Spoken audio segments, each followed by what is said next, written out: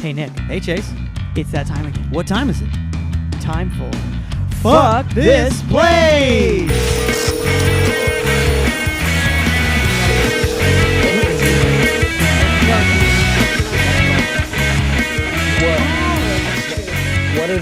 What are they for? Like if they're not like microphone ones. Yeah. Do you just for making beats or what are you doing? Some people have headphones, you know? Drown out the noise.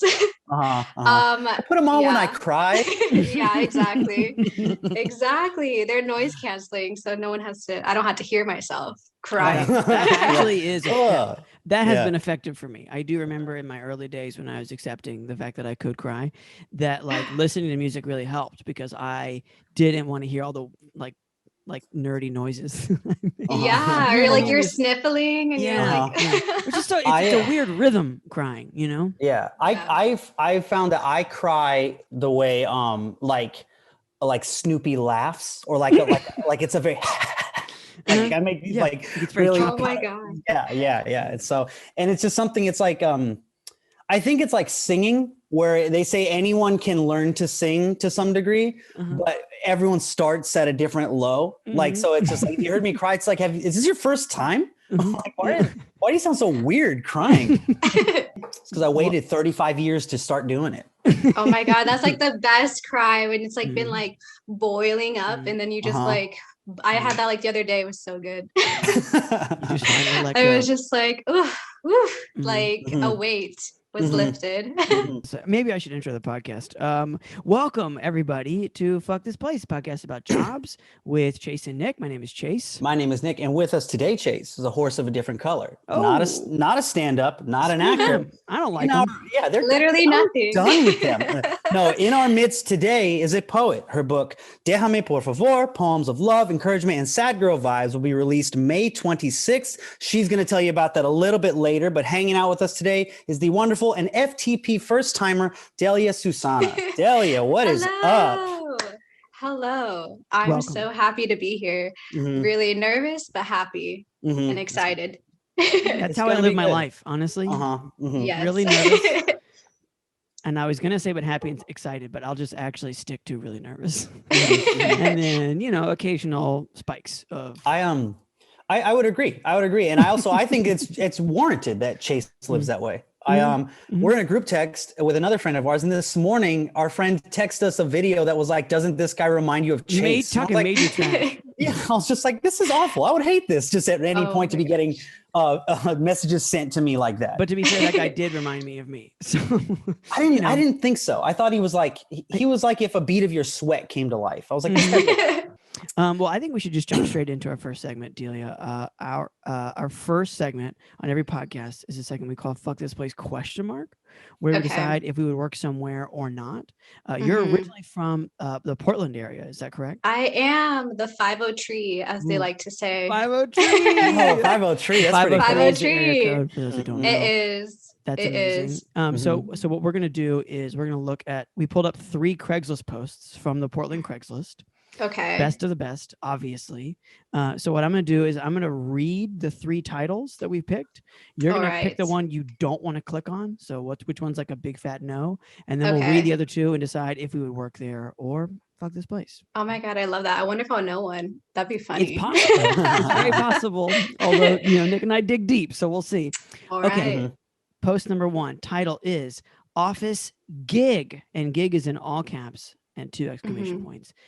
Post number 2, become a tantric priestess, no experience necessary.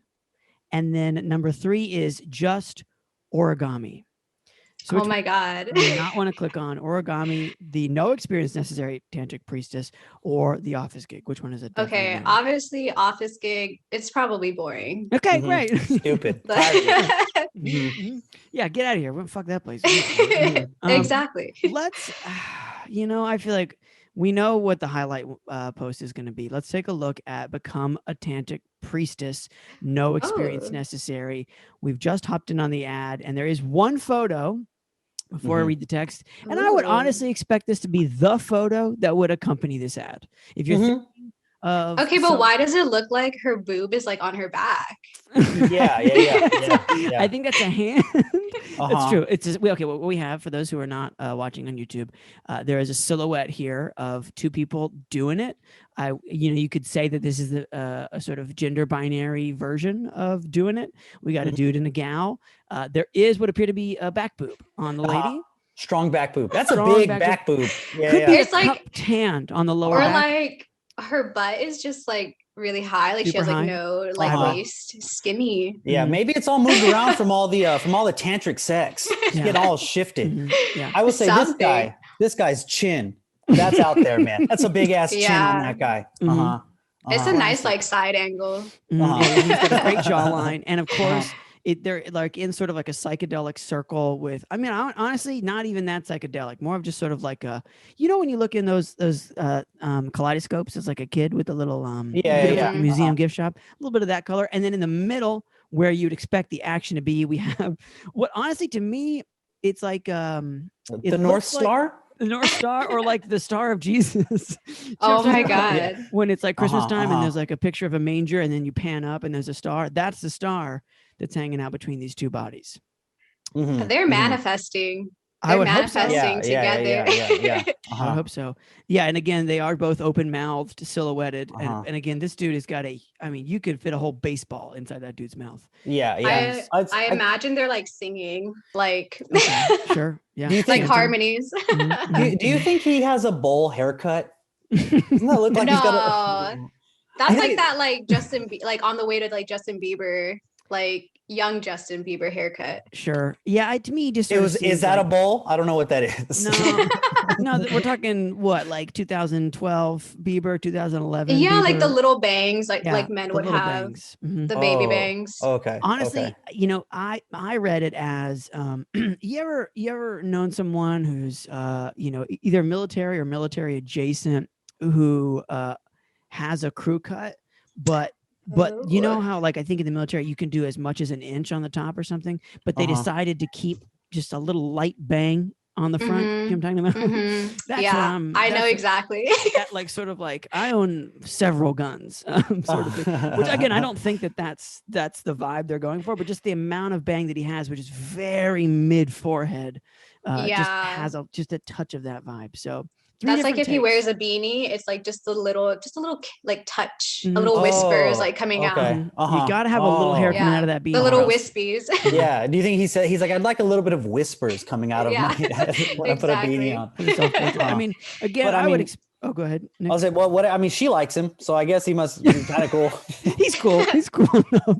Okay, so that's the picture. If you burn that into your brain and think of that as we read the text here, and there's quite a bit of little text. So here it begins. It says, "Ever wanted to indulge in the healing arts as a certified practitioner? Have you healed through your own trauma and want to share that healing with others?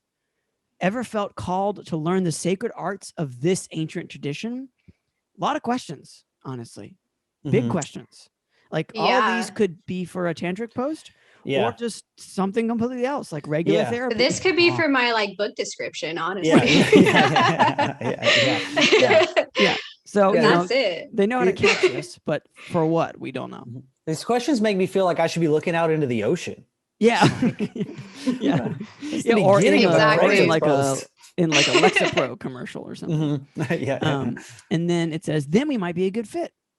We're offering good. Okay. Have you ever had questions? Well, then, we might be a good fit. Yeah. It's like, you ever questioned existence? If so, you want to hang? The ad continues. It says, we're offering a full package deal for anyone wanting to learn and become a certified professional tantric healing priestess. All right. We can provide certification, advertising, booking, clients, coaching, community, and anything else you'd need to get started with your own business without the pressure of running your own business alone. This sounds nice. Like fantastic if any of this is true. We don't currently have a location in Oregon. Oh, okay. Why? Wow. This whole thing, this and this, up and down and up and down. Ups and downs. Well, sentence to sentence. It's a And then- ride. And then they said, Interesting. well, this is blows my mind. They said we don't currently have a location in Oregon, but we'd be happy to help you set one up. Well, I hope you'd be happy because like you're posting this. Yeah. Like I'd be happy to is like, do you want to do lunch? Yeah, I'd be happy to. Yeah. You know? Well, it's like I don't have a place to live in Oregon, but if you do, I'd love to hang out with you there. I would be happy to crash on your couch Yeah. in Oregon. Okay, interesting. It's like, then where are you? What are you? located? Uh-huh. What am I? Is there a location even? Do you have questions? That might be a good fit.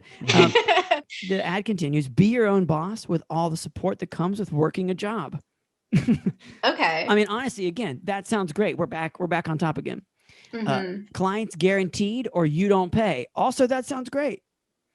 In fact, we've invested in many women as they start up their businesses until they become profitable. That sounds like a lie, but again, sounds great.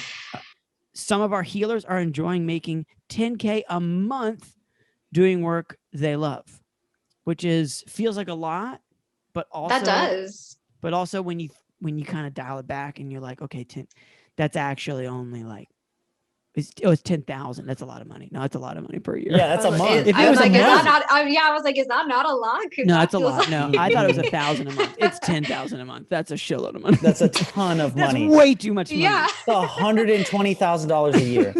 I mean, That's to do. more than I've made in the last 20 Decade. years. Yeah. And is it to do what's in the picture? Because that seems like a really nice deal. Yeah. You know. Yeah, let's get into it. So they say who we're looking for. What they really said is who we're looking for, but I'm saying that. Passionate, driven, intuitive women. Okay. Experience with meditation is a must as it's a foundational piece of tantra. Women who embrace their divine feminine power. Women willing to work with these esoteric and erotic practices to help others. Okay. Women with integrity, whose word is their bond. Okay. And have impeccable boundaries. That last one is that last bullet list is big. Yeah. Impeccable boundaries. What is that about? Yeah, I feel like I'm like 3 out of that 5 qualified for. Which honestly means, again, we'll like that means you should apply. Not that you should apply, but I just want to like, I feel like I've been in this conversation recently with somebody, but like, we talk a lot about jobs, job posts on this podcast. If you qualify for even half of a job post, you should apply. Like if it says 10 years experience and you have 2, I bet you could still sell it. Just honestly, even if you just have good like writing skills, you can make it believable. You don't even have to have any. Yeah. I just want to give you that boost. If you're listening, I just want to give you that boost mid post. Okay, then it says what you'll learn: tantric meditation, tantric breath work, partner exercises, kundalini energy work, and more. And then there's perks. I bet. I like perks. Make 200 plus per hour, so you say. Pay us once you start making money. Okay. Get immersed in our collective of like-minded, high vibe, divine, feminine healers. Okay. Get one-on-one coaching from an experienced goddess who's built a successful healing practice. A goddess, cool. You get say. to meet a goddess. An experienced one. You don't want a rookie. Rookie goddesses. Yeah, this goddess has been around the block. And has helped dozens of others do the same. Then the list continues. Choose your own hours. Let us do the hard work of advertising and booking on your behalf. Sorry, the darkness is getting to me. Watch the clients flow in abundantly. Watch your own energy work and healing flourish. If you're interested, please email me with current photos. Why do you need a photo? And a brief introduction stating why you're a good fit for our collective. First time you've really mentioned that you are a collective. And then we have an about me section. The poster, I assume. I'm a trauma survivor myself. I am 30 years young, a female business owner, certified life coach, and tantra teacher, passionate about helping other women thrive after experiencing trauma. Like I'm on board with like most of that, but I'm afraid of the other half. I believe women should be paid well with careers that offer lots of freedom to take care of our mental and emotional well-being. Well, she says well-being, but you know what I mean. Well-being. Well-being. I'm going to give you some well-being by saying well-being. When I first learned tantra, I was able to make a consistent 3 to 4K per week. which That's allowed me nuts. so much money, dude. That's a lot of money. Nuts. This can't be true. Okay, which allowed me to take 1 to 2 weeks off every month. Like, yeah, yeah. You were under 30 too, so no shit. You took anyway. I was living my best life, and have now focused my energy into helping others do the same. Great note at the end here that says, "Note to men." Oh my gosh! Yeah, attention, weirdos. Let's address the elephant in the room. Note to men: I know lots of men are interested in learning this art as well. Thank you for acknowledging my interest in this field. You're welcome to reach out to me, but please know that our training is expensive for men, and I will likely point you to one of our graduates for a ceremony. Oh my gosh. She said, y'all are really that worthy, but if you want training, like you're going to be pricey. Guac is extra on this one. Yeah. And it's like, you don't even get the goddess. You get one of the like graduates. Like, oh yeah. you get some bum. Exactly. You're a weirdo? I got other weirdos you can use. Don't waste my time. Well, I can't imagine she hasn't had just a bunch of men come up there like half-assed it. They're just like, I love tarantula sex or whatever this is called. Tarantula. Yeah, and that's the post. That's the end. And the compensation, again, the box reiterates $200 an hour. Although I just got lost we've been in the perks. In the perks, it says pay us once you start making money. So it's like you're making money, but you have to pay. How's that a perk? I think that's a deal is what it is. That should just be under the headline. Here's the deal. I agree. They just like slid that in. I feel a little lost all around. I mean, like, again, too good to be true really hits home here. I do fear that like this person who started this or is doing this, to me, the fact that you're 30 years young honestly makes me think you are a rich kid who it was able to successfully set up this business. You know what I mean? But like, I don't really feel like you're making $4,000 a week starting out. Yeah. I'm also like, what is Tantra? I don't even know what Tantra is. I don't fully know either, you know. I think this is like I think she's a pimp, right? This is like, I think that's an ungenerous view of it, but yeah. I think she's like, what if pimping met witchcraft? What if I said like you're all witches and goddesses and stuff like that, and then it's just that would explain the money and like good ass money. And I think that they're like, because I'm just going off of that top picture. They're not fucking hanging out. What do you see? Maybe this is a weird thing with me, but there's two people having sex. And creating a star. So they're giving birth to like a white dwarf. Yeah. So what I think this is I think that she's setting up basically like a prostitution / like massage ring. Yeah. And like, she's like, look, I've been a prostitute before. It's a very scary deal. So what if I set up like an all female run, kind of like safer, which could be great version of that. You know, that's kind of what I'm pulling from this. And who doesn't want to become a goddess? Like, that's a really great name. I would love that. Professional goddess. Yeah, it's like you got a name tag and it says goddess underneath it. Yeah. I think that you know, there must be a shred of truth to that, because I think because they're so willing, or they seem to be. The other thing is, it just sort of feels like a pyramid, you know, one of those like multi-level marketing schemes, you know, but like flipped on its head in some way. So I'm going to leave that for now. But like they seem to be really eager to throw in on their end of the deal, you know, which to me says, high turnover, for instance, which could be sex work, and or they have a lot of clients and they need more people, you know, which also could very well be sex work, which, you know, again, people deserve that kind of money for doing that kind of work. Like, absolutely. Yeah. No, there's no, I'm not throwing any shade at this. I just think that it's like, but also to call a spade a spade. Yeah. It's a little bit like when you, like go into a themed restaurant and they don't just call the dishwasher a dishwasher. Yeah. Like they don't call the waiter a waiter. Yeah. Like, oh yeah, no, that's just another one of our buckaroos. It's, you know, like a different name for it. And it's like, I think it's fine. I don't think there's any problem with what she's doing. I like that she's kind of tiptoeing around the fact that, like, again, I could be way off. Maybe this is about a sewing thing and I'm just being a fucking asshole. But like, I think that when she mentions trauma, that she's like, being a prostitute is fucking terrifying. Sure. So she's like, she's trying to be like, hey, let's make this, like, I enjoy the work. I just don't want to fucking be terrified walking to my car afterwards, and we can charge or whatever, way more also because we call it this, you know, because and everybody's a buckaroo here, you know. Yeah, exactly. Everybody will pay because everybody has to wear pirate hats, you know. Yeah, exactly. And I'm sure the clientele are much, if they're making that kind of money, it's upscale clientele. You know what I mean? Which matters. Yeah. I mean, she's getting her coin. She's making it work. Hashtag girl boss. Let's do this. Yeah, exactly. Goddess. Hashtag goddess. Hashtag goddess boss.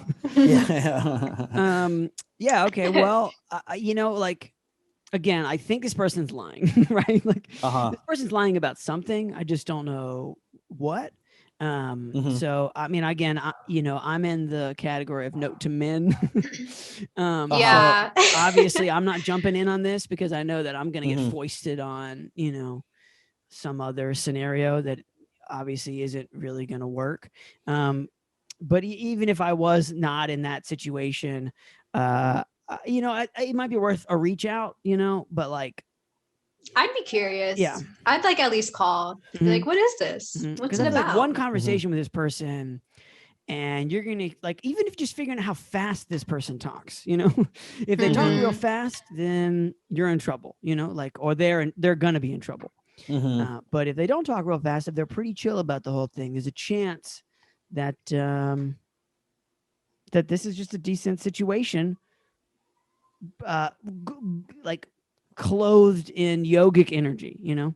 Yeah, oh, that'd be cool if it was like a yoga thing. I feel like I call. She picks up, and I feel like I hear her blowing smoke out of her mouth from her cigarette.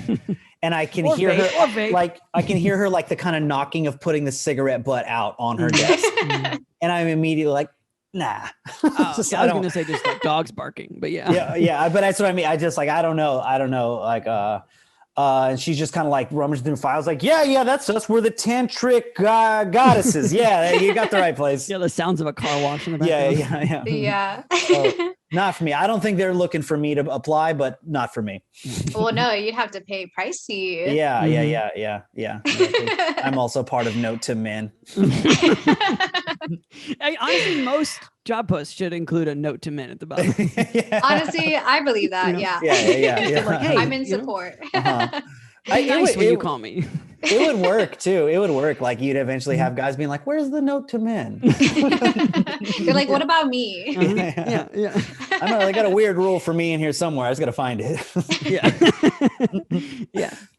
All right. So consensus, we got 2 no's and maybe worth a phone call. Well, worth a phone call. Honestly, people love their spiritual stuff. Like, so I kind of believe it because people are really into that right now. Yeah, especially, you know, anywhere. Especially if it looks like that picture, they're for sure about it. Yeah, especially if you get to birth a star. Create a star when you do it. Exactly. All right, so then, like, you know, best of luck to all is our conclusion. Yes. On that one. Okay, post number 2, a little different. Title is Origami. And there's not any pictures, just a little bit of text, and it says, I need someone to help me make a nice ring out of paper the size of large check. I will pay reasonable fee for the help. I've seen this done before out of a $2 bill. I really like that this person is citing a past instance. Anyway, I've seen this done before out of a $2 bill, a check being similar size. I'm assuming it will work. Please let me know price and experience. Thanks. Would you consider a check the size of a $2 bill to be a large check? I thought it was like one of those golfer, like gigantic checks. When this person said large check, that's what I thought. I thought of like a publisher's clearinghouse. A check with worth a lot of money. Yeah. It's $1 million, but can you fold it? Yeah. A ring. Like, why a ring? Is he gonna propose? You think? I mean, with that? With a check, and then she opens it up, and it's $1 million. It's $15. That's a hard deal. That's a hard deal to pass up on.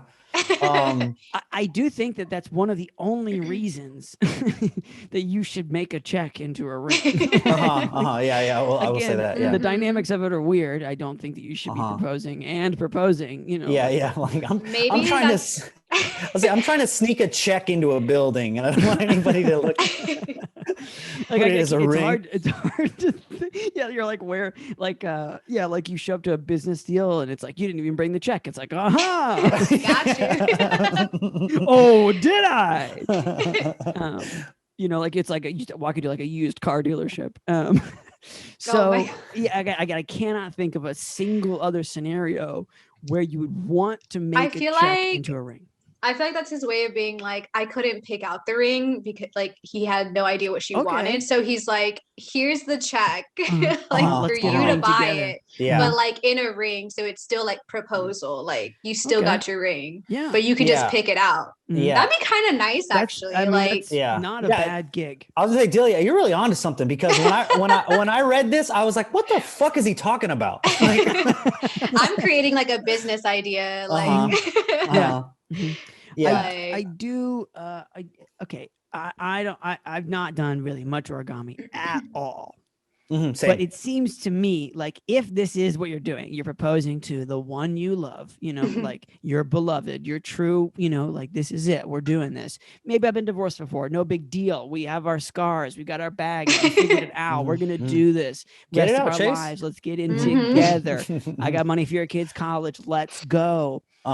You can't watch a YouTube video to learn how to fold this. Yeah. You know what I mean? It bugs me. It's like you don't have a little sister. You don't have you don't have anyone in your life. You don't have anybody in your life that can do it. I mean, I don't know if I have anyone in my life that's good at origami, but that's because I haven't asked. I gotta know someone. I've had this show for a year. I mean, origami's kind of hard. True.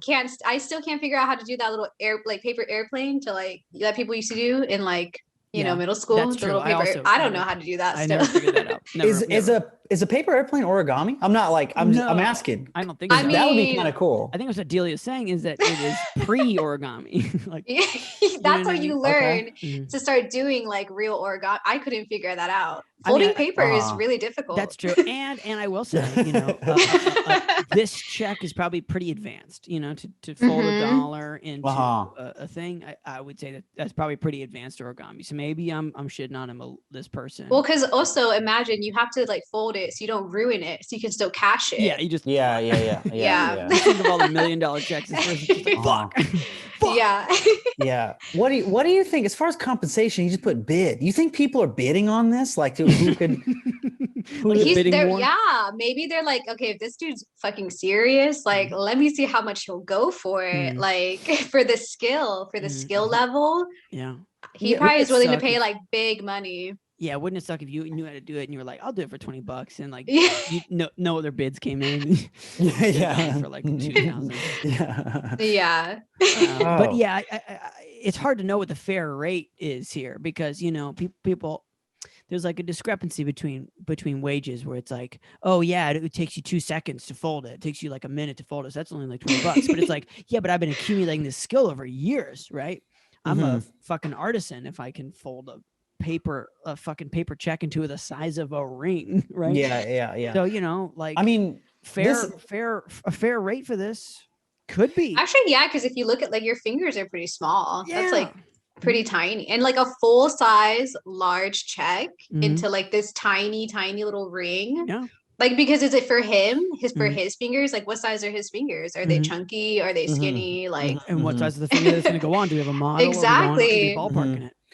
Yeah. I mean, I think that if what we pitched, because keep in mind, he did say a nice ring out of a piece of paper the size of a large check. He never actually says it's going to be a check. So we're kind of painting him out to be kind of like cool.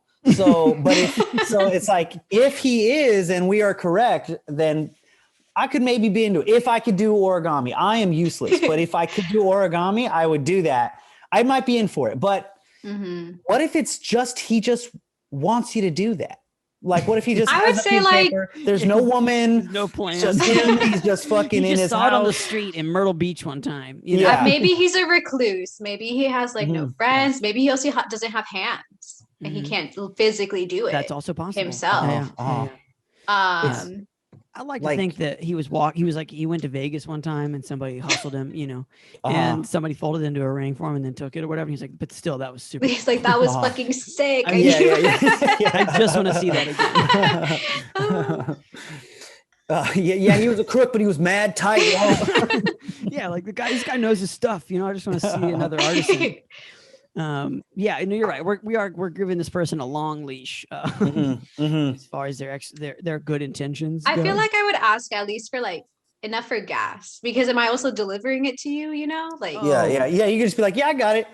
Yeah, just pay for my gas. Yeah. I mean, again, this is one of the scenarios where you like it feels like you should charge $1,000, but this person obviously won't pay that. You know, but I would say like you can maybe get a couple hundred. You know. Oh, 100. Okay. Just saying, you. I'm all thinking like $30.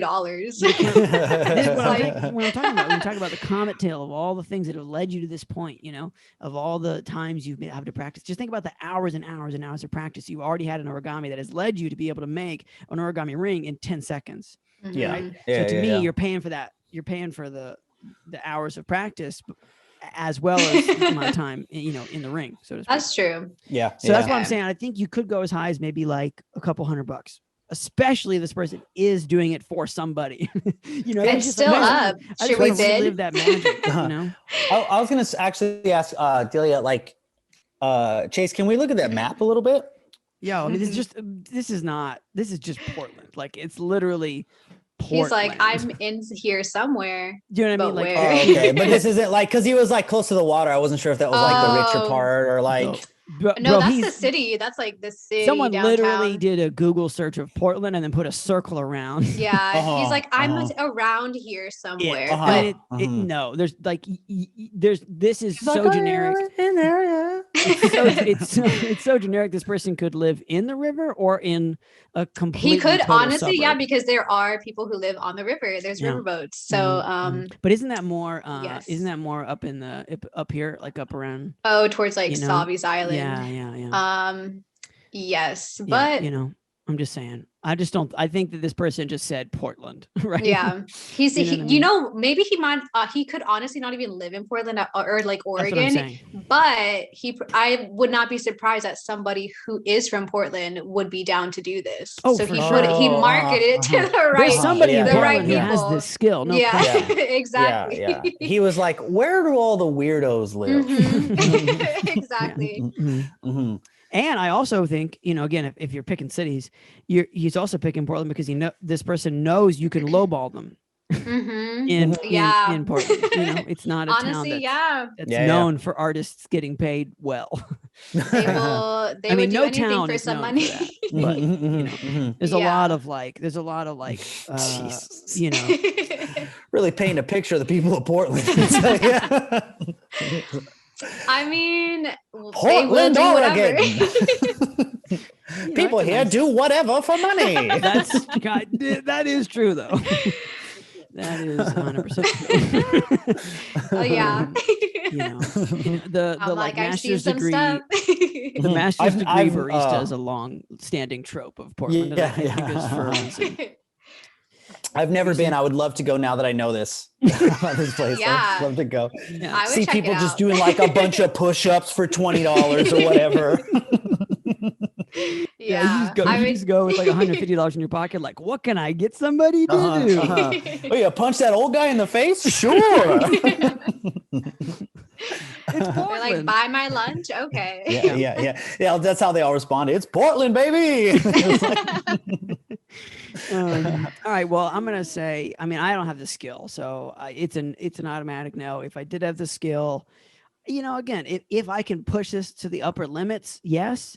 But I don't think this person's gonna do that, so it's gonna end in a no. You know, but I you know, if I had the skill, I would try to push. I would push for like 200 is what I'd try to. Mm-hmm. For me, that's high. Chase. That's ambitious. Chase knows his worth. I was gonna say, like, for me, as an origami expert, I absolutely do. I'm gonna say no because, like Chase, I don't have the skill set to do it. Also, again, we're giving this guy a lot of credence because on that same, what if it was a note that said he was suing somebody? What if you're serving somebody? Oh. They open it up and it's just like, oh shit, now I got to go to court. You know, so it's in like that like little like box jewelry box. Yeah, he's like, surprise.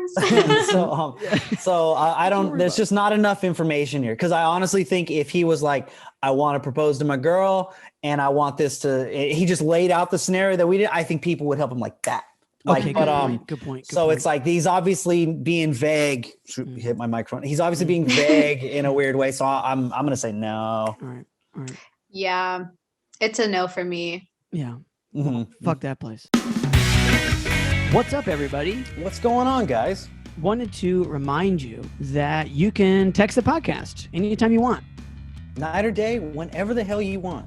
It's fine. It's the number is 470 bad jobs. The actual numbers are 470-223-5627. That's the number. So yeah, anytime you want. Like I said, middle of the night, whenever. We don't got jobs right now. Whatever's going on with you is going on with us. I mean, absolutely. Maybe you still have a job and it's like shitty. You can tell us about that. Maybe you don't have a job and it was shitty before. Maybe you're getting one of those weird like temperature forehead checks right now. For sure. You want to pull out your phone and just say, you know what, fuck you guys. I'm going to text 470 bad jobs. 470-223-5627 is the number. That is the number. And you can also call us if you want, but I mean, whatever. It's your choice. That's the point here. Delia, what is the first job you ever had? Okay, my first job, I was 18 years old and it was at Abercrombie and Fitch in the mall. Oh, hell yeah, dude. Fuck yeah. I didn't intentionally like mean to like apply there. I was not like privileged enough to even like be able to get Abercrombie and Fitch when I was like a kid. So it was like so foreign to me. So you like were walking and tripped and fell into an Abercrombie and Fitch? Yeah, it was, I went for like with my friend, we were just like job hunting in the mall and he was like, let's go check out Abercrombie and Fitch. And I was like, okay. And they were like, but back then, I don't know if it's the same. So there was also like an Abercrombie Kids. And so we went into the adult Abercrombie and Fitch and the XXX Abercrombie. Yeah. And they were like, oh, are you 18? Because I guess you have to be 18 for that store. I don't know why. I bet you, honestly, there's boobies in some of those pictures. Right? Oh, isn't that true? Is that? That was the thing about Abercrombie and Fitch catalog as like a. There'd be like a topless photo or something. There'd be like one topless photo in the entire batch. Yeah, dude. I think so. It was like to show off their jeans, so they would just wear the jeans and then like be topless. But I didn't know that. Not in every catalog. Like it was there was like catalogs where they weren't there, but there was also a catalog where they were. And again, it was tasteful. You know what I mean? He's like, I had those on stack. Yeah. I remember kids passing around on the bus and stuff and being like, oh my god, it's why. I mean, it was a part of, I think, why the brand rose to prominence. You know, that and that one song. You guys remember that song? You remember that song? Dude, I have no fucking clue what's happening in this conversation anymore. I didn't know you had to be an adult to work at Abercrombie. I didn't know that they were selling titties in their catalogs. They were referencing a song. Reckless back then. Back then was a whole nother Abercrombie and Fitch than 90s, it is like now. Late 90s, man, early 2000s. Abercrombie was crazy. Whoa, dude, man, I must have been in a coma or something. But yeah, so like I was 18, my friend was a year younger, so they were like, oh, you can try to apply to like the kids store next door, and they're like, what about you, are you 18? I was like, yeah. And they're like, well, you should apply, like, and I was like, okay. So I got hired like that. And I worked as a floor model. That's what they called us, like a fancier way of just saying like you work on the floor and fold clothes. Retail. They'd be like, oh, you're a model. Like they would really emphasize like the model part. And I was like, okay. Yeah, you're the buckaroo we were talking about earlier. Yeah. And like there wasn't honestly anything really awful about that job. It was just more so like back then it was really like strict about like you had to be very natural looking, very like, so you couldn't wear too much makeup. Your hair had to be very natural. Like I got away with like dyeing my hair like a burgundy red though, because in the dim lighting, it would look like brown. Oh, wow. So I was like, oh, I'm reckless.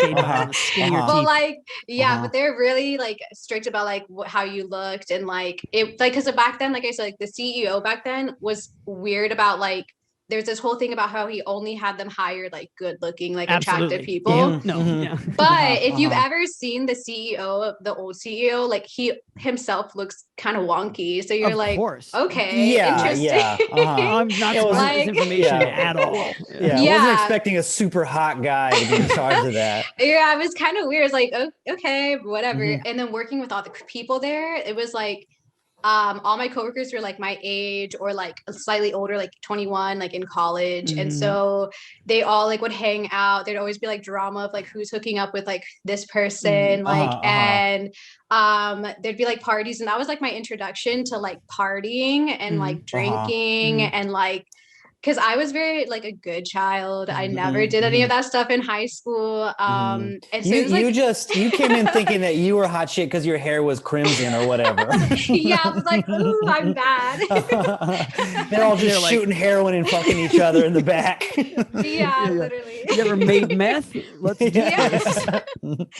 Literally, it was like such a just like culture shock for me. Like when I was working there. But I did like meet like my two very best friends out of that job. Like I met really good people out of it, but it was like, it was just nuts. It's chaotic. Like, How long were you there?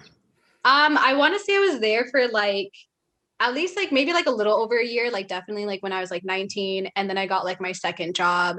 And so I had to quit Abercrombie. I actually just had to like, I didn't even do like a 2 weeks. I just like, because they messed up my schedule, I was like, hey, to this like with the one manager, I was like, don't like schedule me for this one day because I'm at my other job. And he was like, okay, cool. Like, and then I fucking hate this guy. I hate this guy so much. And because like I said, these managers are like fresh, like 21-year-olds. Of course. Yeah, they have no responsibilities either. Exactly.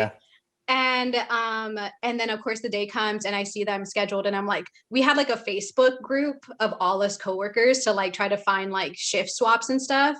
And so I was like panicking, trying to get someone to shift, like change it. Of course, nobody was ever like fucking like willing to swap shifts. You know? About to say. I also have been a part of random Facebook groups that are about the swap life.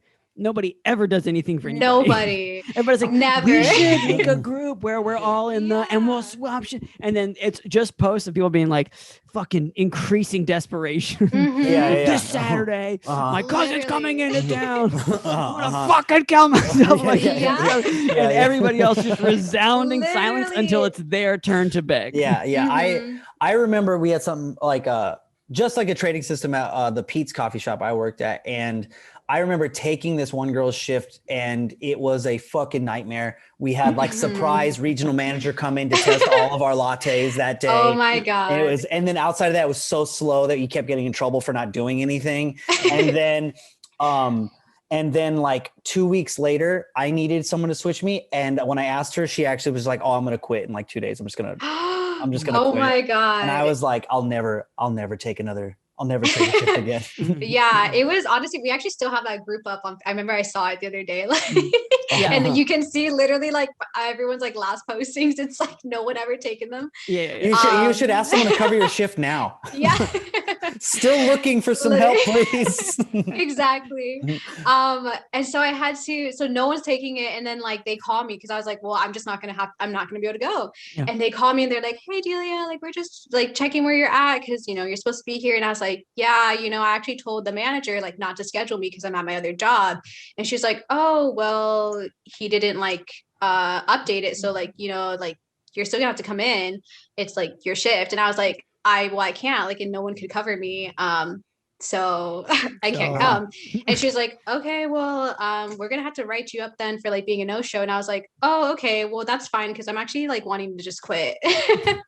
And she was like, oh, like right now? And I was like, yeah, I'm just quitting right now. Like, I'm not going to make my last shifts like at all. And she was like, okay. And I was like, okay, well, like, bye. It's crazy how jobs as pertains to like, time off, think that they're in control of it. Like, you know, like any part of it is like, it's like, no, I'm doing you the solid, my guy. I'm telling you, I'm not gonna be there. Yeah. This is your chance to cover your ass. Yeah, exactly. So it's like idiotic that, because then you look at them and you go like, you know, what's crazy is that you've pushed me to where I'm just going to quit. I'm still not coming in. Like, it's like your goal of getting me to come in, your threats did nothing. Yeah. Like, there's no power in them. Exactly. You do not further your goal in any way. Yeah. Now you got to go back to your boss and be like, hey, you know how you told me to try to get Delia to come in? Well, actually, she's never coming back. So. Yeah. Exactly. Just out of curiosity, I know we'll have to move on to your worst job, but like, what was this? What job did you transition to? Just like another retail thing? No, I never did retail after that again. I transitioned into, I got a job at a bagel shop in downtown Portland. It's where I started my barista career. It's actually really great. So if you ever go to Portland, I'm like, shout out Bowery Bagels. It was a good job. That was also my introduction to like downtown life, because in like I didn't grow up in the city. I grew up like just outside of Portland, like 20 minutes away from it, in like a really boring small little town. What's it called? But I was like in between like Tualatin and Wilsonville. The burbs. Yeah, the suburbs. Honestly, those names make me feel like this place would be super fun. Cool because you're still like, again, you're still not that far from Portland, right? Yeah, you were like 25 minutes. There was like a family fun center called Wrinkles. I don't know which, like based on that show. Wrinkles and not Bull Wrinkles. Hey kids, welcome to Bull Wrinkles. It was like a moose and there's go-karts. Bullwinkle. Yeah. It was like a step up from Chuck E. Cheese. Welcome to Ball Wrinkles, folks. Yeah, look at the Ball Wrinkles. That's what I was thinking. You're a little too close to Ball Wrinkles in your name, if you think. Family Fun Center down at Ball Wrinkles. But the bagel thing was your like intro to downtown. It was like, and it was my own life. Maybe. Oh yeah, but it was just nuts. Like the people, I never like really came across like homelessness, like and everything like that. And I was in our spot was in an area where like just around the corner, there's people like dealing like crack and like all this stuff. And so I got mean from this job because I had to like really like deal with like people coming in, like homeless people being aggressive. One time, I swear, someone dropped a little like the tiny, I don't know if you've ever seen like what crack looks like. Little bags. I know this. It was like the teeniest tiny bag, and someone dropped it in our tip jar. Like we don't know. And like we were just like, what do we do with it? Like just like literally like all staring at it. We were like, I guess that's a really nice compliment. Like someone was like, that's an $8 tip. Yeah. And I think we just like flushed it because we were like, what? Like I couldn't. I was like, what do we do with it? We had people who would like shoot up in our restroom, like heroin. So we'd have to like knock on the door a lot. And I remember this one really like scary homeless man came in, and he was like trying to ask people for like money. And I was like, hey dude, like, sorry, like you can't solicit like in here, like you have to go. And he was like, well, can I get like a bagel? Like, can you just give me anything? And I was like, I can't give you like anything, like unless you're gonna pay for it. Sorry. And he goes, well, fuck you then. Just like walks out. And I was like, okay. Well, yeah, and the super tough thing about that situation is like you're like, bro, I'm the lowest fucking. You understand? Like, yeah. I don't mean anything to anybody here. Like, I have no power to do anything for you. I am simply employed as a guard against you being here, right? Like, if you're here, I get in trouble eventually, so I have to do something. Like, we're all so it was a very interesting job. I mean, I really liked it. I learned how to do like all my barista stuff there, and like again, like love the owners of it are like my sister's godparents, so they're great people. Delicious bagels. Because also I lived above it for a little bit. I lived above in a little studio apartment. Are you a sitcom character? Why do you live above the bagel shop you work at? I did. So it was like it was kind of cool because I just like walk down my stairs and like be at work, but like I still was always like just barely getting to work on time. Yep. That's a documented phenomenon on this podcast. The closer you live to work, there's a bell curve, there's a reverse bell curve, I think. Literally. Where like the distance, if you're super far away, you're going to be late. But if you're super close, you're also going to be late. You need a minimum of like always late. 10 minutes. You need at least like 10 your minutes. coworkers like hear you falling down the stairs trying to get down faster. Yeah, I'm literally like running, like I'm like, I don't know why. I'm like, I'm right up here. To the ceiling, being like, get out, get down here. Yeah. Delia, you're right there. Why are you always out of breath when you get here? Yeah. Okay, Delia, so that was your first couple of jobs. What would you say is the worst job you've ever had? Okay, I really thought long and hard about this. And I'm going with this cafe that I worked at out here in California, but I don't want to say the name of it because I feel like everyone does know about it. Okay. Like know where it's at. Sure. But it was this, it was this cafe and it was 24 hours, which is definitely going to narrow it down. But hopefully, I mean, okay, so it was 24 hours. I mean, it narrows it down, but like, I'm in we are in Los Angeles. There's still a good handful of 24 hours. Yeah. I'm like, I just don't need anyone coming for me. I will tell you, I had an idea. I live within, I live within a block of 2. So, Okay. There's I'm like, it's actually one of them. Probably is. To be honest. I was gonna say like, oh, I know what she's talking about, and then she was like, it's 24 hours, and I was like, I have no fucking clue. So it's like, it works for you too. I think you're fairly anonymous. Carry on. Yes. So I got this job. This was like maybe like 4 years it was around, I think I was like maybe 23, 22, because this is like my second or third time living out in LA. I've gone and lived back home a few times and then come back. Everybody plays the game. So this was like when I was like, I think I was like 22, 23. I had just moved out here to go to like makeup school. And like, I don't know what it was about this makeup school and why they had to be so intense and make it like literally like a 9 to 5, basically. It was like Monday to Friday, like 7 to 3. So like finding a job like for that schedule was very hard. But for a good portion of it, like I saved up enough money, like I didn't have to work. And then it was just to finish out the last like maybe like month or two that I was there. I was like, let me get a part-time job. And this was I didn't even like know if this place was hiring. I was just searching for like cafe jobs and I saw that it was 24 hours. So I was like, oh, okay, like I guess maybe that could be easier. And I just like went to it. Like I was like, let me just go see if they're hiring. Like, I don't know. I walk in, they're like on a Friday evening or like afternoon, I think. And I'm like, hey, are you guys hiring? And they're like, oh, I don't know. Like, let me get our manager though, if you want to talk to him. And I was like, okay. And this like short little man comes out like around the corner. And he's like, oh, like what's like, he gave me kind of weirdo vibes, but I was like, I also need a job. He's also a manager of a restaurant. So it's not like So I was like, so it's like it just like he walks like a crab. He was like pretty tiny. And it just like leads to it's like basically like he's having me sit down and like get interviewed like right then and there, which thank God I brought like a resume because I was like I wasn't even prepared for that, but I was like, okay. And he's just asking me about my experience, whatever. He's kind of talking to me where like I feel like he like doesn't want to believe like my experience in a sense. Like he's kind of like, oh, like so like. And this is when I also like would have like latte art photos along with my like resume. So he was like, oh, like those are pretty sick. Like you could really do that. And I'm like, yeah. He's like, like let's. And I think he had me even like pull a couple shots like on the bar, like then too, and was like, oh, okay, like. And then he was like, let me jump in real quick. The amount of confidence and kind of like smarminess that you're painting this guy of having is so counter towards the fact that he is willing to interview and hire people on the spot. Like that would make I would feel like you're not doing that good if you got this time to take me on right now. I feel like there was like one of the comments was that like they were always hiring kind of a thing, like when I initially met him.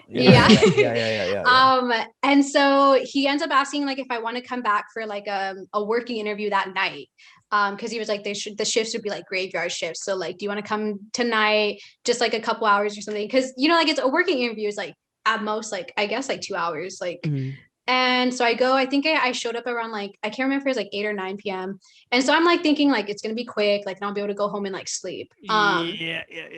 No, I get in, it's fucking busy. Like this place is nuts. Like it's packed and like I go in and he's like showing me like in the back room and like where to put my stuff and things like that. And then he comes and brings me around the counter where the bar espresso machine is and stuff.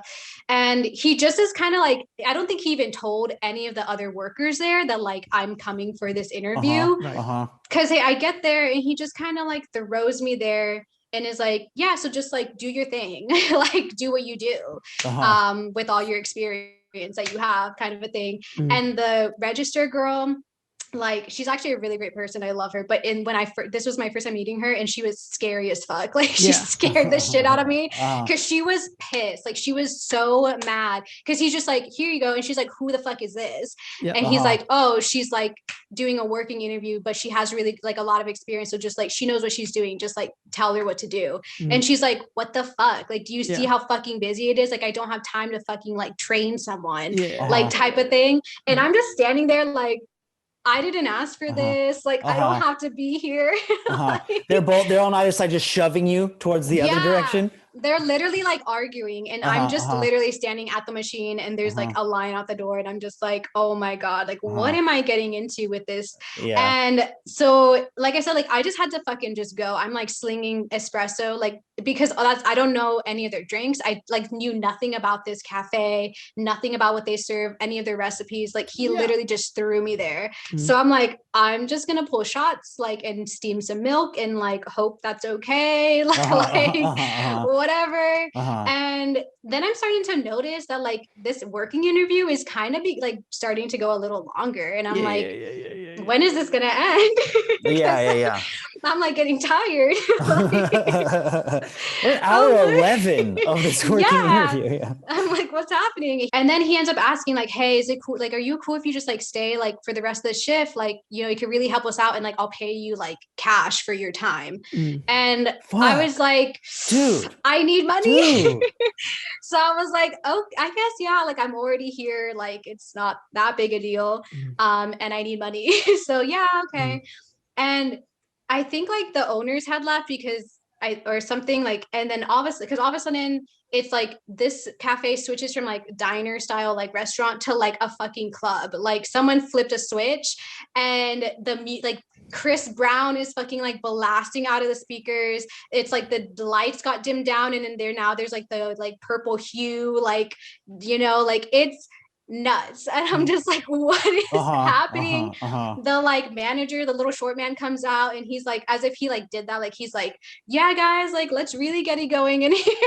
He's like in like every fucking Friday, dude. We all know. Literally. He's in a sparkly jacket now though.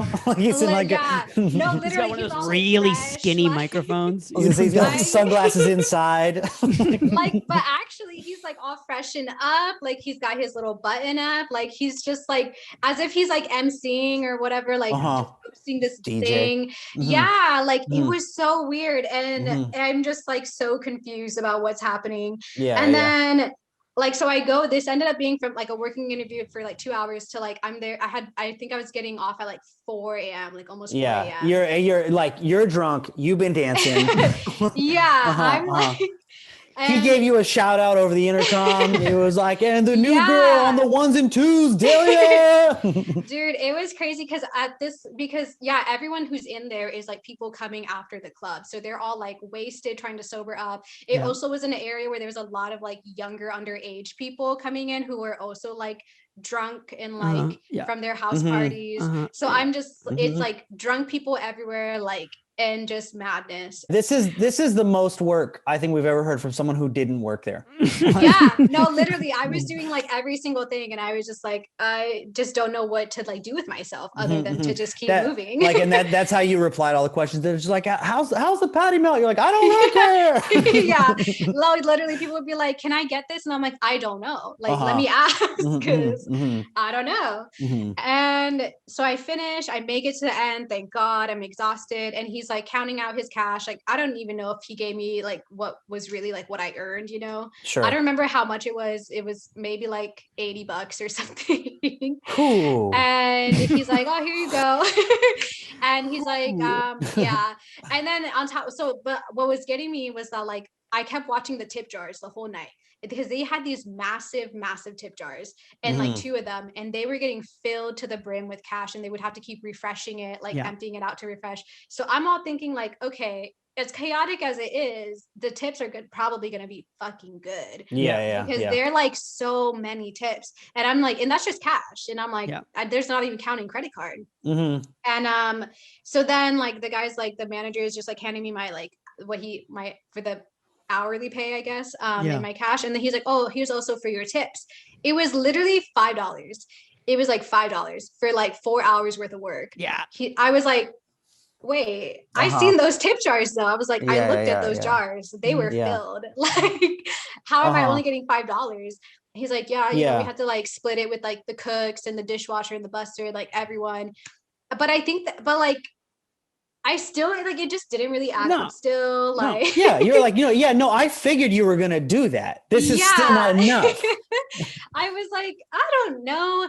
Like, it still didn't add up to, because I think I could be wrong, you know, like, this is a while ago, but I feel like they said that it was like, they split it with everyone, even if they don't work, even the ones that aren't like on that shift. I feel like that's what they said, but I could be wrong. Either way, it didn't make sense. It still doesn't work, dude. It didn't make sense. $5. Yeah, which was not even enough. So the other thing was like with this place is if you wanted to, for lunch, like if you wanted to get something from that place, you had to pay for it, like pay for your meal with like a really shitty like discount. So it wasn't even enough to cover for my like the food that I got. But he was like, oh, like, you know what, I'll comp your food just for like tonight, since it was like you helped us out kind of a thing, like as a favor. But he was like, normally, since I don't like, work here. Yeah, but he was like, normally, because it's like I was in the middle of the night, like I didn't even plan on being here for that long, like there was nowhere else other than this place that was open for food. Right. So I was like, oh, that's nice. Hold on. Okay, so this is a very bad time. You know, now here's the question. You had a real bad time. You got stiffed for tips. You worked. You got $80 and then plus 5. Did you work there after that? I did. Yeah, 100%. And how long? I did. I worked for way too long. I worked there. I feel like I was either there for like 2.5, maybe 3 months. Yeah. But I had it planned out for like, I knew when my last day was going to be, because it was going to be the last day of my makeup school. Like as soon as I finished with makeup school, I was quitting that job. You were in to get some cash and get the fuck out. Because it was the only thing that could fit into my schedule. And so I worked graveyard shifts there. And so my shifts are usually like 8 to 4 in the morning. It was absolutely awful. The nastiest thing that happened one time. I'm bracing for this too now. There was just overall this place in general just very like sus sometimes. But because, like I said, so most of the people during my shifts were all like drunk, underage, like teens. And they are absolutely the worst fucking the worst, the absolute worst. Whether they're sober or not, they're the worst. They are. They are awful. And so I'm like ringing someone up. I'm ringing this guy, this dude up. This like, he's obviously underage. And he's like clearly been drinking, and then I don't know how it came to this, but he like points at my tattoo and he's like, oh, is that a tattoo? Like, you have a tattoo? And I was like, yeah, like it's a tattoo. He's like, whoa, that's so sick. Like, no way, is it real? It's real? And I was like, yeah, it's real. It's a tattoo. He's like, no fucking way. Like, yo, check out her tattoo. Like, just to, like, and like is grabbing my wrist, like, and it's like, this doesn't look real, right? Like, yo, it's not real. And I'm like, it's fucking real. Like, let go of my hand. And then he literally goes and like wipes across like my tattoo. And it's like, oh shit, it is real. That's fucking nuts. And I was just like paralyzed because I'm just like, I just clocked in. I'm getting licked.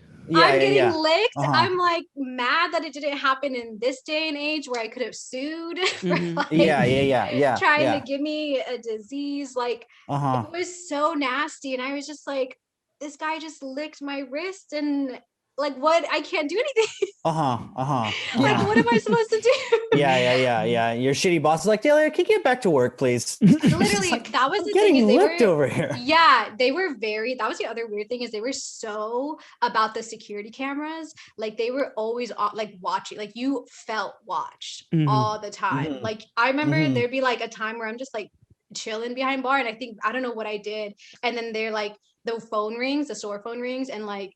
They're like, oh, hey, D, like, did you just do this? And I'm like, yeah. And they're like, oh, okay, like, you shouldn't do that. And I was like, oh, okay. Like, I'm like, where? I'm like, where were you? You were like, God? What is I was like, how did you even know that I did that? And they're like, oh, because the owners like watch the like they're always watching the cameras. That thing that pisses me off so hardcore is it like you don't have anything fucking better to do than to watch me on a camera. Like make more money, dude. Like, aren't you the owner of a business? Go fuck off. Like literally enjoy your day, please. Or like set up an interview that's not immediately right now. Make some plans for tomorrow. Correct. Yeah. But what's also funny is that manager, the little man, he was like, because he wasn't manager for very long, like after I got hired. Like, I'm pretty sure that same night where he like switched to like a club was like a few weeks after that, they fired him because he was doing because he was doing stupid shit like that. Because he was like giving ecstasy to teenagers that then came in and like licked his employees. But he would always try to like, because I think he also was maybe like a promoter or like maybe managed a nightclub in LA, and he would always try to be like, whenever I'd like see him, he'd be like, oh, have you ever thought of being like working at like one of the clubs like as like a server, like he never wanted to call it like what do they call like a bottle girl or something like that. I know what you mean. He never wanted to say it like that, but he was like, oh, like one of the servers, like in the clubs, like you can make so much money, like if you work there, like you were like, oh, you mean like the big bucks of $5 a night? Is that what you're talking about? I make so much money. Yeah, he was always trying to like poach me to like shift to being like a bottle service girl, which nothing against like girls who do that. Like if you're comfortable doing it, do it. But I'm not like. I also don't like being out in a club. So I was like, no, like I'm good. I'm okay. Like, but you had trouble with the volume of an Abercrombie and Fitch. So I don't think the club atmosphere is like a good fit. But it just always made me feel weird that he would suggest that to me because he would be like, oh, like you have the look, like he's up to something. And I'm like, you probably shouldn't be looking at me in that way. Yeah, what's the look, like, guy? What does that mean? Yeah. I'm like, what kind of look? Like and so it always like weirded me out whenever I had to be around him because I was like, I just know you're looking at me and I don't like that. Well, you're obviously watching me constantly. So it's like you're watching me so much that now you're making up other scenarios for me to exist. Well, I don't know if it was him who was really in the cameras. It was more so the owners. The owners were always like watching those cameras. Like, are the owners like really like really old, decrepit losers, dude? I was thinking like they're just like in bed and they're like on oxygen machines because they're just like 100 years old and stuff, and they're like lined up like kind of like vague like and they're just like very very like slits for eyelids watching. I met them like a couple times and they were like middle-aged. They weren't that crazy, but they were just like very intimidating and like I just never knew if they like actually liked me or if they liked anyone there, to be honest. Well, it's probably what they wanted you to feel. It's such fucking bullshit because like that none of that fucking matters, right? And it's like if you really want to protect the like, the reason they're doing it is because they're afraid the employees are stealing from them. They're making shit happen that's like less financially like good for them, like whatever it is. And it's like just put a percentage on it. 10%. Yeah. If you stop watching everybody right now, do you lose 10% off the top? Like, is it that big? And again, like you are the owner of a business, like fucking again, just like buy a boat or something, dude. Or like hire trustworthy people. Like, I don't know. Why are you so obsessed with me, dude? I'm the least important person in your life, and yet you're watching us all the time. But what's nuts is like there was a rumor that went around that like where people were saying that they were stealing from our tips because like I said, the tip thing never made sense. Cash tips never made sense. Even credit card tips, I would get the same amount like all the time. And I was like, how is this possible? Why did I get a cool $100 per shift? Yeah. And it would never, I don't think I ever made it to 100 like in tips. I think it's always like under like $30, which I'm like, okay, I know I work part-time, but I also see how fucking busy it gets. And like, so you think the business itself was stealing from the tips? Is that what you're saying? Oh, so you're going to get mad just real quick. You're going to get mad that you're like, how come I keep getting tipped in gift cards for this place? Like, our customers are tipping us in gift cards for this place. I don't think that's super fucking sketchy. It was weird. And then like I guess they said the rumor was that someone actually did all the math and that it did come out to say that like we were missing, like there was a good chunk like always missing. Then they killed that guy? No, I think they quit, but I think they were saying because I think the owners were also like they were lawyers, like that it was like there wasn't really anything that anyone could do because they also knew like the law. So it was kind of like it was like, oh cool, so we know that they're like actually like taking from us, but there's nothing we can really do about it except just be like, okay. Yes, but that is, I feel like that's a common, that kind of language is super common in, you know, the service industry or service industry adjacent, where it's like, well, you know, the law. So anyway, we're going to keep fucking you. Yeah. And it's like, well, blah, blah, blah, blah, blah. If it's the law, then I'm just going to grab my laptop charger really fast. Please carry on. If it's the law, I'll go on a rant. If it's the law, then they would tell you that they're doing it. Absolutely. Right? Yeah.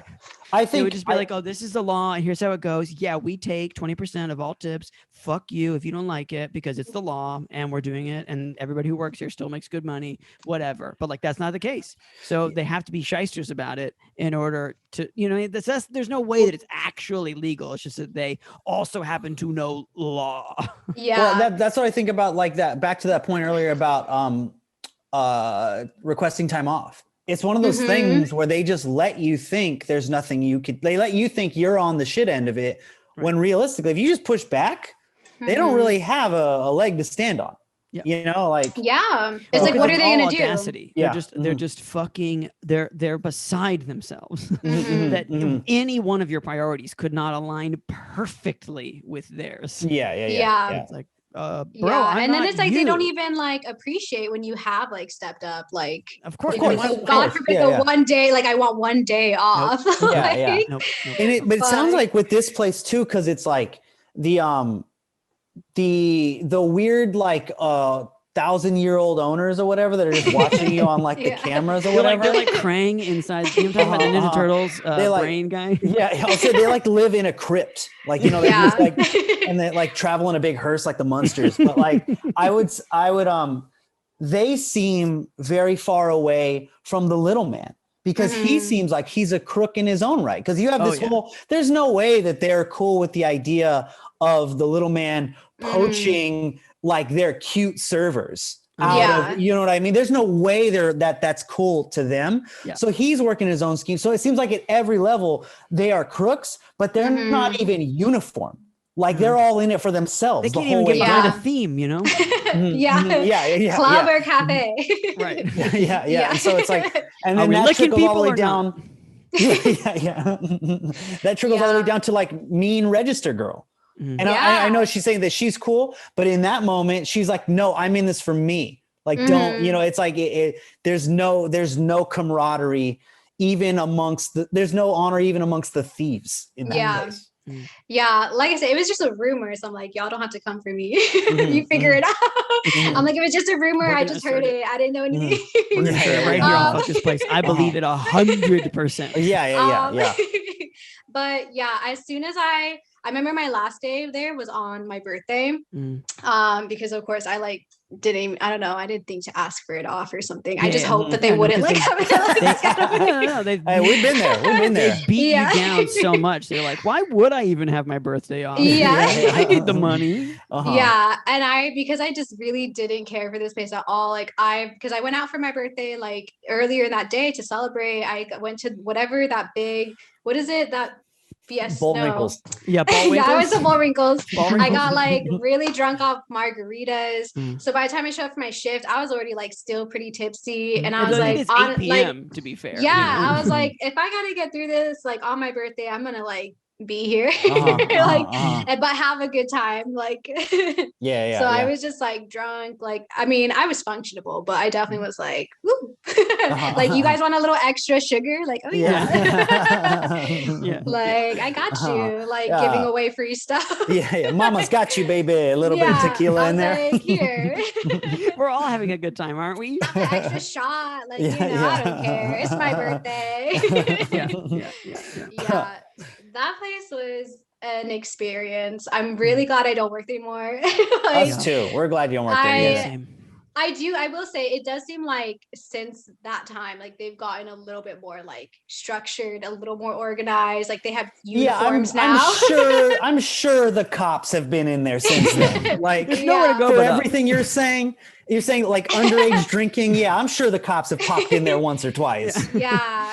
Oh my God, the absolute worst of those kids. Like they're just doing like. One time, one of them like opened up the pastry case and was trying to get the like cupcakes out of it, like in line. I was like, you can't do that. Like, but I want it. And I'm like, but you have to pay for it. And like, you can't just open it. Like, what the fuck? And they're trying to be all like, oh my gosh, it's someone like, I'm sorry. Like trying to be all like funny, like quirky, like look at me. I'm like a little drunk, like trying to steal a cupcake. Fuck out of here, Zooey Deschanel. I am increasingly grateful that I spent the majority of my young and extremely dumb drunken years basically in the woods. Like, you know what I mean? Like just like not in a civilized environments or even pseudo civilized environments like a restaurant / mini club. I will say that like I spent my drunkenest years in like a city that I'd get my ass kicked for acting too stupid. So and that kept me very much in line. You know? Oh my gosh. It taught me a good like, hey, when I'm drunk. Like, hey, a light smile. The master. Am I blackest out drunk? I can still give you like a hey, and then I just mind my own business. You're not like crawling into like muffin cases. I'm not doing any of that. Respect. That's y'all are good. I'm like, when I'm at my drunkest, I'm throwing up and I'm crying. Oh no, I did that too. But again, I still have to practice. Far away from the markers of civilization. At least I throw up in secret. Well, all right. Well, Delia, we, in order to close the podcast, we usually ask three questions. We're sort of hovering around question number 1, which is for this bad job, when were you done and how did you quit? We, that you basically selected your birthday to be elected. But like, did you kind of know from the beginning, like, I'm just going to work this through the end of the school thing? Yeah. So honestly, from that first that first working interview, that first shift, I was like, now we're getting through it and then we're done. But there were definitely a few times within that where I was like, God, is it really worth it? Of course. I don't know. Well, then question number 2 is, what would you say is one good thing you took from that very bad job?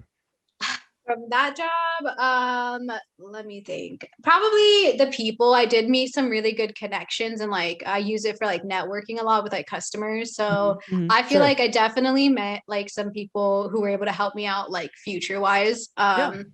And even to like even this day sometimes, like, so that is the only good thing, which I feel like for any job anywhere is always like the people that you met usually are like 100%. I've left maybe not for all. Like, I don't want to see a single one of you. But it can be. It for sure can be. Okay, well then question number 3, not related to that bad job, is, we've had a pandemic. Things are maybe looking up, difficult to say. Yes. But how's it been for you? How have you been? It's an open end.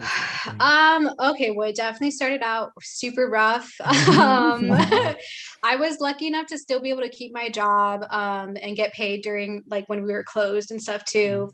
So thank God for that, but like, and have like a place to stay. But mental, like emotional wise, it was very hard. Yeah. It was like, yeah, like that's the first time that I guess I really had to like be within myself. Like I didn't realize how much like everything like during pre-pandemic, like my job and friends and things like were really keeping me like distracting me from my real like inner problems for sure, and issues. And yeah, pre-pandemic was a lot of a world of externalities, you know what I mean? Yeah, like, yeah. I have this and I have this and I have that and I have this and I have that, and then if you have none of them, yeah, exactly. It was a lot of like staring in the mirror, being like, "Who are you? Who are you?"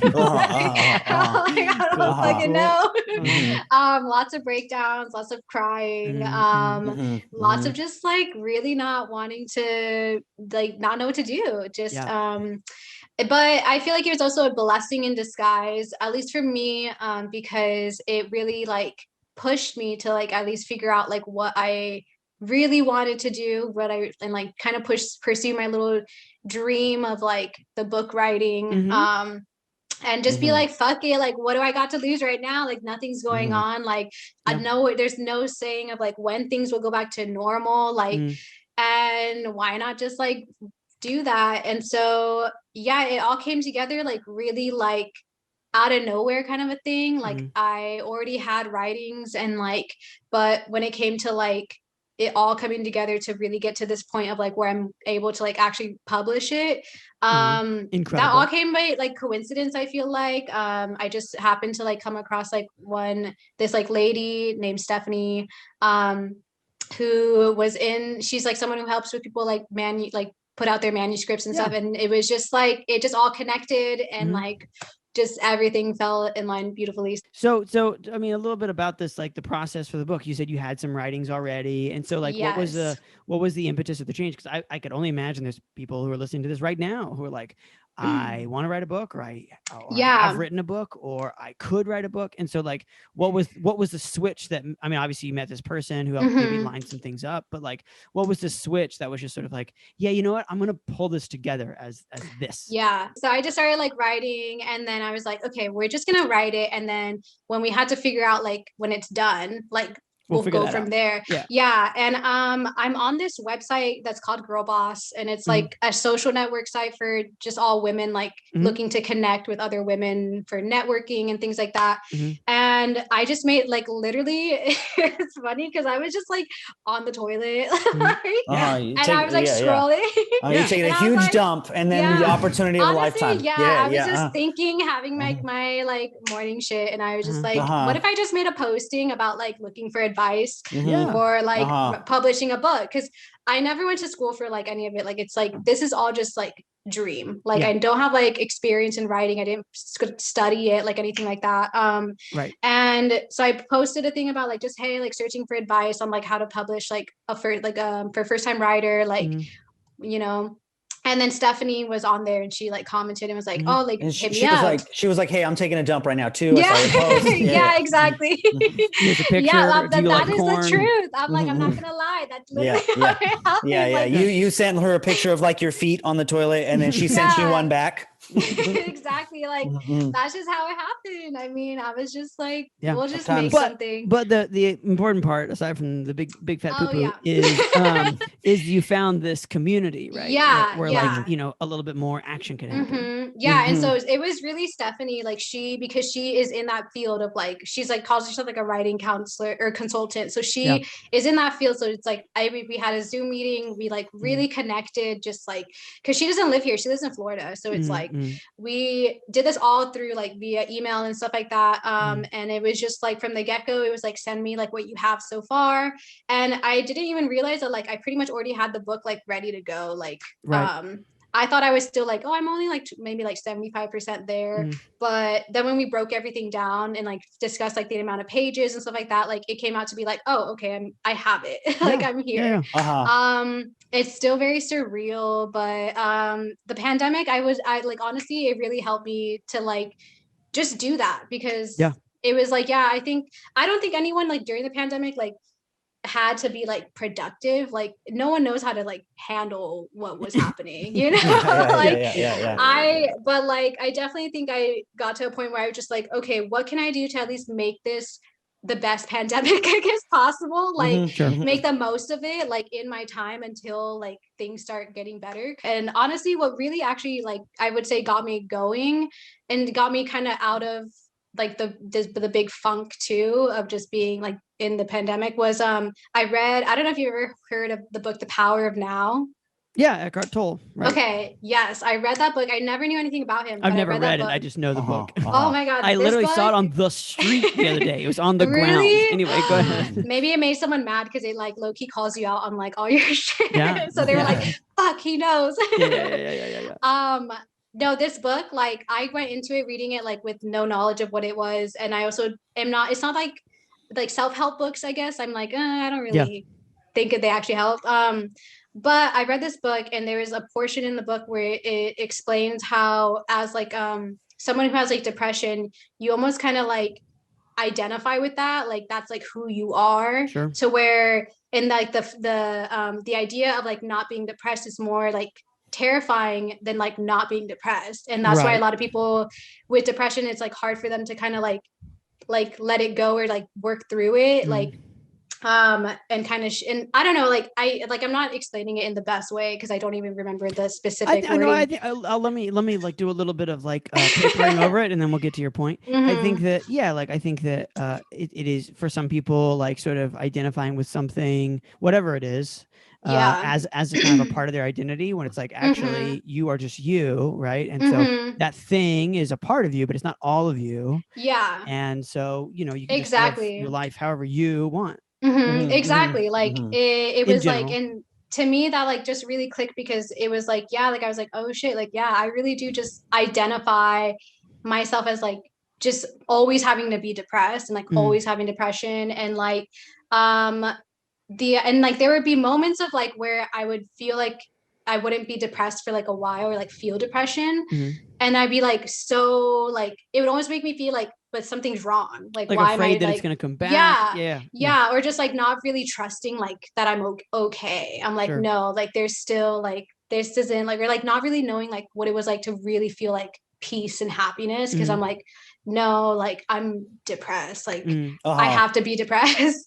And just in the book too, he explains too about how like our thoughts are very much like we just make up our own thoughts. Like if you really think about it, our thoughts are our thoughts. So it's like if you're thinking like really depressed things all the time, like you have the power to like not think like believe those thoughts. Like you can think them, but they like you don't have to believe them because essentially it's like you're just making it up in your own head.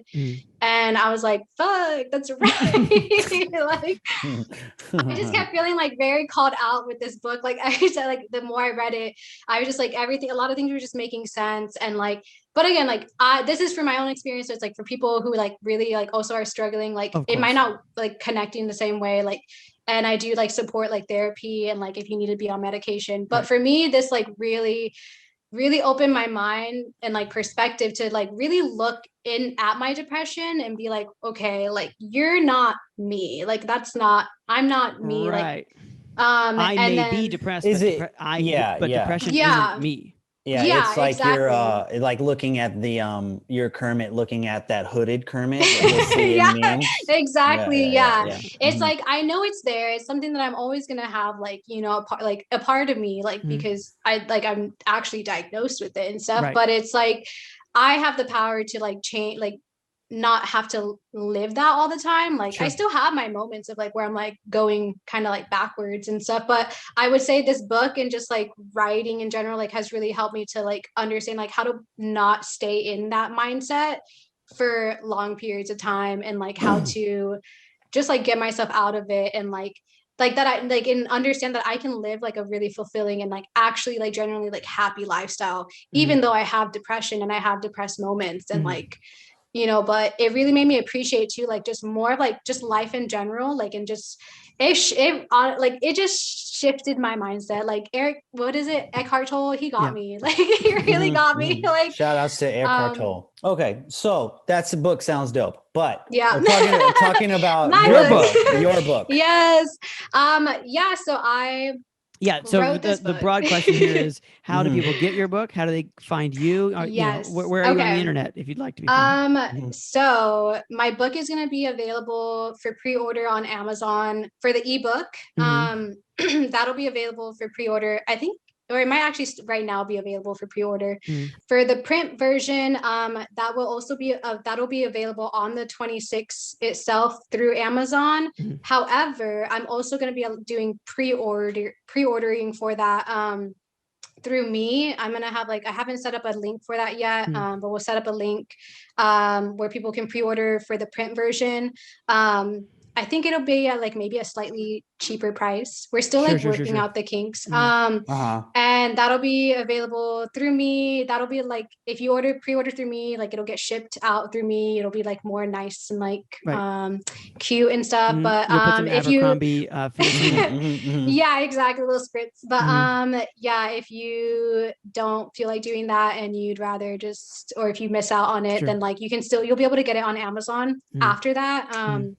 On the 26th, but it just won't be as cute, packaged up. It's not as cute, folks. It's no big deal. It's not as cute. Yeah, and then obviously the goals after that will be to get it into bookstores. And then for you, people, are you on Instagram? Do you want to be discovered there? Oh yeah, yeah. People? Okay on Instagram, yeah, you can go to my Instagram. My @ is @Delia Parga. Cool. Delia, thank you so much for joining us today. Thank you for having me. It was so fun. I really enjoyed chatting. We did too. And also, fuck this place, Yes, fuck this place.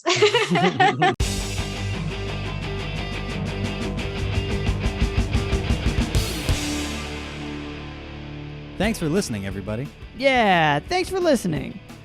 Oh boy, now that one was a doozy. If you want to write into the podcast, you know what to do. It's 470-223-5627. That's 470-223-5627. You keep writing, we'll keep reading.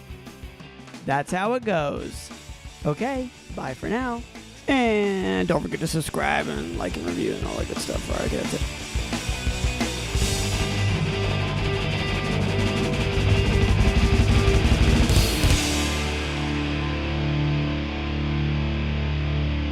Fuck this place.